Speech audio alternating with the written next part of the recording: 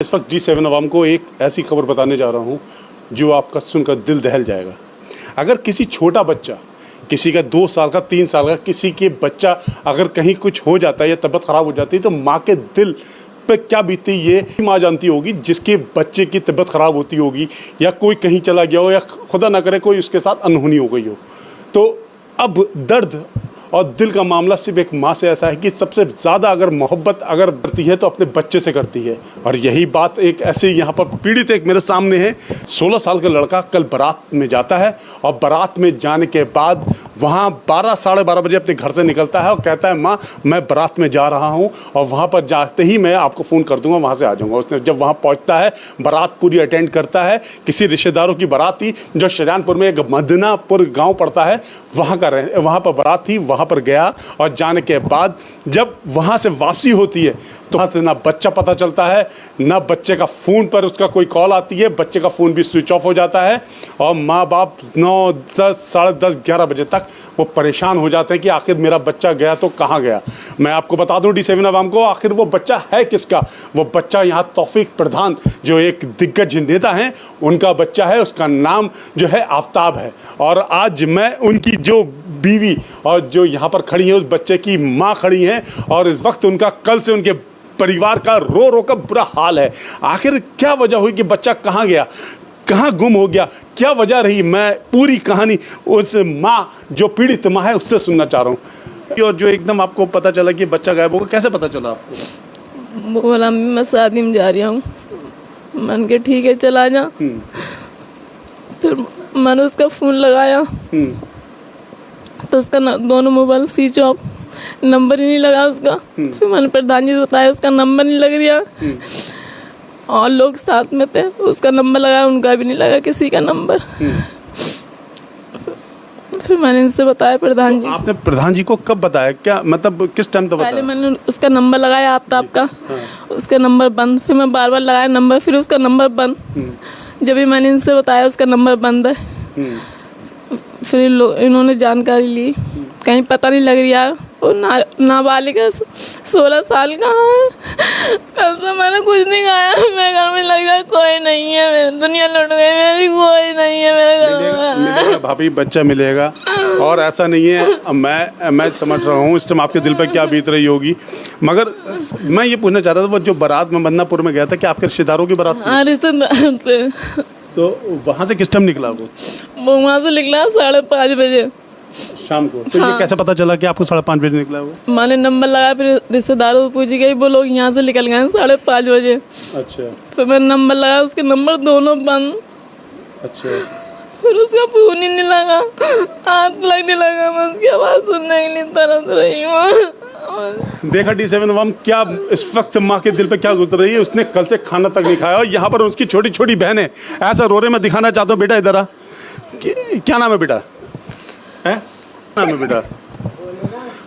आप देख रहे किस तरह से रो कर उसका बुरा हाल है। दादी आपको पता चला आपका बेटा पोता कहाँ गया? बारात में गया था। हाँ, बारात में गया तो पता मुझे लगा, तो मैंने कि मुझसे किसी ने कहा कि उसका फ़ोन बंद। तब मैं रोने चिल्लाने लगी, पटकने लगी। तो कहले सब लोग कहने लगे ऐसे ना करो। तो कही कि फिर मैंने वहाँ से फ़ोन करा तब कि 5:30 बजे चले गए यहाँ से बारात से, तो उसका फ़ोन ही नहीं लगा। अभी तक कोई जानकारी भी नहीं मिल पाई ना, अभी तक कोई पता ही नहीं। सब हैं सर पटकते फिर रहे हैं, हर जगह पता करते फिर रहे, कहीं पता ही नहीं लग रहा किसी का। अब क्या हाल है कि बुजुर्ग महिला जो उसकी दादी है और उस दादी का दर्द दिल हलक से आवाज़ तक नहीं निकल पा रही है।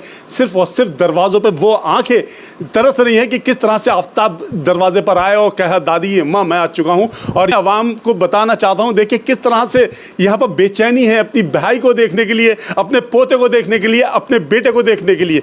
मैं तौफीक प्रधान जी से भी मुलाकात करता हूँ और बताता हूँ कि आखिर वजह क्या रही। देखो, मुझे तो पता नहीं लगा था कि कितने खंड जब बारात में गया। जब शाम को इन्होंने नंबर लगाया तब मुझे बताया कि नंबर नहीं लग रहा उसका जी। तो मैंने तो मैंने कि फिर कह गया कैसे। तो हमारी स्कॉर्पियो से हमारा भांजा उसको छोड़ के आया सैटेलाइट से रोडवेज से गया, बैठ के रोडवेज से बैठा के आया। उसके बाद में शादी में पहुंच गया, सब लोग वहाँ रिश्तेदार बता रहे थे यहाँ बारात में आ गया। उसके बाद में बिरजा गाड़ी एक शायद लड़का है गौसगंज का, और हमारा भाई छोटा वाला आरिफ, एक और है चांद बाबू। ये चारों लोग उधर से उस ब्रिजा में बैठ के चले वहाँ से 5 साढ़े 5 बजे। उसके बाद में 6 बजे के लमसम इनके फ़ोन ऑफ हो गए चारों लोगों के। तो चारों लोगों को फ़ोन ऑफ हो गए, फिर फ़ोन नहीं लगे। तो इन्होंने बताया मुझे कि ऐसी सी बात है कि वो फ़ोन नहीं लग रहे हैं। तो मैंने ठीक है, फिर मैं सुबह मैंने सभी थानों पे जानकारी ली, जैसे जैतीपुर, फतेहगंज पूर्वी और तुम्हारा फरीदपुर, मतलब बारादरी, मतलब जहाँ जहाँ संपर्क थे सभी पूछा, कोई ऐसी कोई बात हो गई हो, कोई एक्सीडेंट हो गया हो, कोई बात हो गई हो, कोई भी पता कहीं से भी नहीं लगा। फिर मैंने आज बारादरी थाने में जाके एप्लीकेशन दी और थाने पे जाकर अवगत कराया कि भाई देखो मैं राजनीति कर रहा हूँ और बहुजन समाज की राजनीति कर रहा हूँ। बहुजन समाज की जहाँ भी कोई बात आती है हम आवाज़ उठाते हैं। तो हमारा राजनीति की भी विरोध है, राजनीतिक विरोध भी है, प्लस हमारा बच्चा नाबालिग है। आज तक बेचारे ने कुछ भी नहीं देखा। वो तो हम उसको डांटते रहते थे कि कहीं भी तू जाना मत, कहीं जाना मत, कि देखो भाई मैं राजनीति कर रहा हूँ, बहुत बुराई है, बहुत रंजिश है, कहीं भी कोई भी हादसा तुम्हारे साथ हो सकता है और मैं तुझे जाने की ज़रूरत नहीं। कई एक बार मैंने डांटा भी उसको, मगर वो है कि वो माँ की एक दिन थी, वो कहाँ ही कह देता था तो थोड़ा सा हेल्प कर देती थी। मेरी तरफ से कोई भी उनको नहीं छूट नहीं थी कि शादी बरातों में तक जाने की, कहीं किसी के साथ जाने की छूट नहीं थी। मैंने ये कहा था कि कहीं नहीं, अभी तुम इतने होशियार नहीं हो, घर पे रहो। अब फिर उसके बाद में मदनापुर भी गए, मदनापुर में भी जाके हमने तहरीर दी, क्योंकि मदनापुर थाना क्षेत्र में पड़ता है, क्या कहते हैं, गाँव। उसके बाद में मदनापुर इंस्पेक्टर साहब ने कही कि हाँ हम इसमें देखेंगे। अभी तक हमें कोई जानकारी नहीं मिली है। अब हमें ये लग रहा है कि कभी कभी ऐसा भी होता है कि पुलिस प्रशासन लापरवाही करता है। लापरवाही करने के बाद बहुत बड़ा पछतावा होता है, कोई बड़ा हादसा हो जाता है। तो आपने देखा होगा कि अभी नवाबगंज में एक दलित समाज की एक बेटी अगवा कर ली गई और थाने में जाके हाफिजगंज थाने में जाके बताया कि साहब हमारे बहन गायब है, हमारी बहन गायब है, और उसको पुलिस प्रशासन ने ढूंढने का काम नहीं किया। उसके बाद में सुबह को उसकी लाश मिलती है। क्या मिलती है? लाश। तो कहीं ना कहीं ये प्रशासन भी समझ ले कि हम लगातार कह रहे हैं कि हमारा बच्चा नाबालिग है और उसका अगर पता नहीं लगा तो उसका सब जिम्मेदारी प्रशासन की होगी।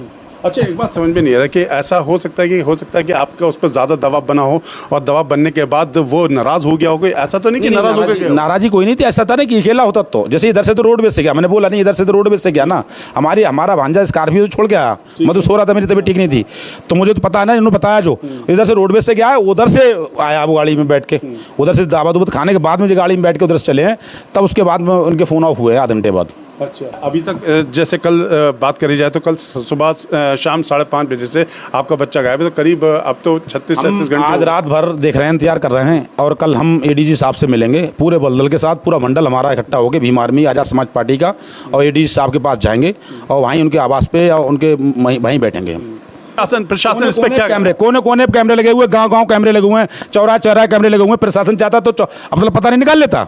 जब एक जिम्मेदार व्यक्ति के साथ ऐसा हो रहा है, एक नेता के साथ ऐसा हो रहा है, तो आम जनता के साथ प्रशासन क्या करेगा? आम जनता कैसे सुन लेगा? जायज़ बात है, जायज़। यस, अब आप समझिए ना इस बात को, कैसे सुन लेगा कि मेरा बेटा बदमाश है क्या, क्रिमिनल है क्या, जब मैं कह रहा हूँ मेरे बेटे को खतरा है, मेरे बेटे के साथ कुछ भी हो सकता है, तो प्रशासन क्यों नहीं गौर दे रहा उस चीज पे? अच्छा, उसके बाद भी जो है मामला बड़ा ठंडा डाले हुए हैं क्या वो प्रशासन? बिल्कुल लापरवाही। मैंने बोला कि अगर मेरे बेटे के साथ कुछ भी हुआ तो उसकी जिम्मेदारी पूरी प्रशासन की होगी। देखा आपने, इस वक्त ये तौफीक प्रधान ज़रूर है, मगर इस वक्त एक बेटे के बाप हैं जिनका 5 बजे से गायब है शाम को, और आज 48 घंटे भी अब पूरे होने पे आ गए हैं, मगर अभी तक पता नहीं चल पाया है कि आखिर बेटा कहाँ है। एक दिग्गज नेता जो सबके लिए सहारा बन के खड़ा रहता है, आज वो खुद एक ऐसे कटघरे में खड़ा हो गया है जहाँ पर उसको मजबूर हो गया है प्रशासन के साथ खड़ा हो। मगर फिर भी यहाँ पर जो उनकी माता हैं और जो उनकी दादी हैं, जो बच्चे हैं, जो भाई हैं, बहनें हैं, वो सब के सब जो है बुरी तरह से रो रहे हैं, और रोने के बाद उनको ये तक नहीं पता चल पा रहा है कि आखिर मेरा भाई कहाँ है, मेरा बेटा कहाँ है, मेरा पोता कहाँ है। और अब जिस तरह से तौफीक प्रधान जी ने बताया कि उनका सीधा आरोप प्रशासन पर है कि अभी तक इतने घंटे हो चुके हैं, इस घंटे पे क्या इतने हर जगह कैमरे लगे होते हैं, उनके जरिए भी पता चल सकता था कि आखिर वो बच्चा कहाँ खो गया है। और ऐसा है, वो 16 साल का बच्चा है और नाबालिग बच्चा है, उसके साथ कुछ भी हो सकता है। जैसा कि तौफीक प्रधान जी ने कहा है, उनका आरोप है कि प्रशासन की लापरवाही की वजह से अगर मेरे बच्चे को कुछ हुआ तो उसके जिम्मेदार सिर्फ और सिर्फ प्रशासन वाले होंगे। आगे भी मैं इस तरह से अपडेट कराता रहूंगा, बने रहिए मेरे साथ। कैमरा पर्सन मुस्तफा के साथ मैं सैयद सलमान, D7 न्यूज़ बरेली।